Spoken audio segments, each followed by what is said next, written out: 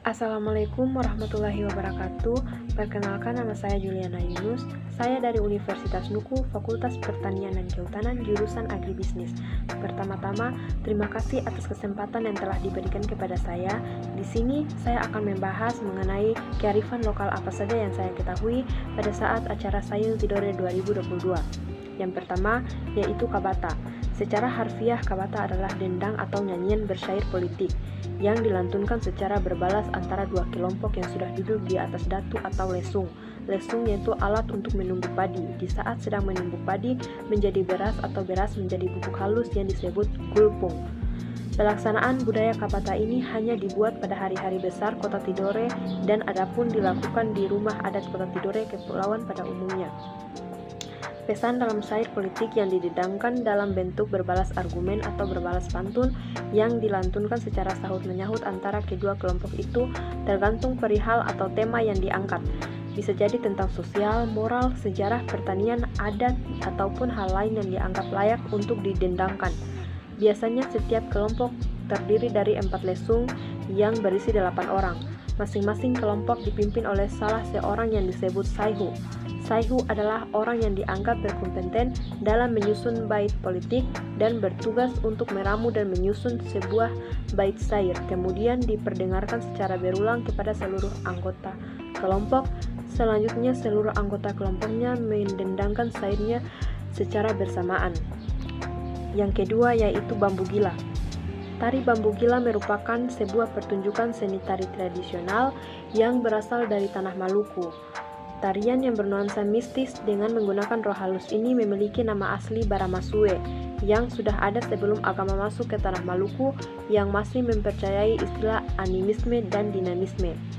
Pertunjukan bambu gila ini merupakan sebuah ritual yang dilakukan oleh masyarakat pada saat kondisi tertentu saja. Seiring berjalannya waktu, tarian ini lebih dipertunjukkan sebagai sebuah kesenian. Pada umumnya, tarian ini dibawakan oleh sekelompok laki-laki yang terdiri dari 7 orang pemain dan 1 orang pawang yang bertugas membacakan mantra, memasukkan roh ke dalam bambu dan menjinakkan bambu tersebut. Bambu yang digunakan juga bukan sembarang bambu, tetapi bambu yang memiliki kriteria khusus, seperti panjang kurang lebih 2,5 meter dengan diameter 8 cm. Pertunjukan ini diawali dengan membakar kemenyan disertai pembacaan mantra oleh sang pawang. Kemudian asap dari bakaran tersebut dihembuskan ke arah bambu supaya dapat mengundang dan memasukkan roh halus untuk menggerakkan bambu yang dipegang oleh para pemainnya.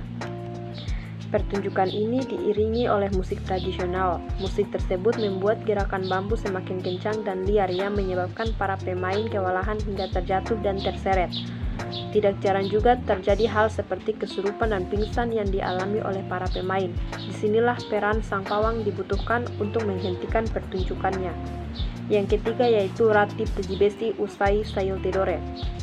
Dabus merupakan kearifan lokal masyarakat Tidore. Setelah suksesnya Sayul Tidore 2022, Pemda melaksanakan Dabus Tajibesi sebagai bentuk rasa syukur atas terselenggaranya Sayul Tidore 2022 dengan aman, lancar, dan sukses.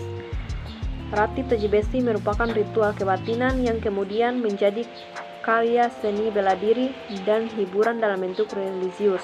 Alat dan bahan dalam ritual ini adalah sepotong besi tajam dan pada salah satu ujungnya dipasang kayu dan rantai sebagai pemberat. Setiap ujung besi gunanya untuk menusuk dada para pemain dabus. Dorongan saat besi diayunkan ke dada, namun terlebih dahulu bacaan-bacaan doa dibacakan pada saat besi tersebut. Dengan alat-alatnya adalah tempat pembakaran dupa, mangkuk putih, kitab amalan atau levo, dan bantal. Selain itu ada sarabati yang merupakan minuman yang terbuat dari jeruk nipis, jahe, gula merah.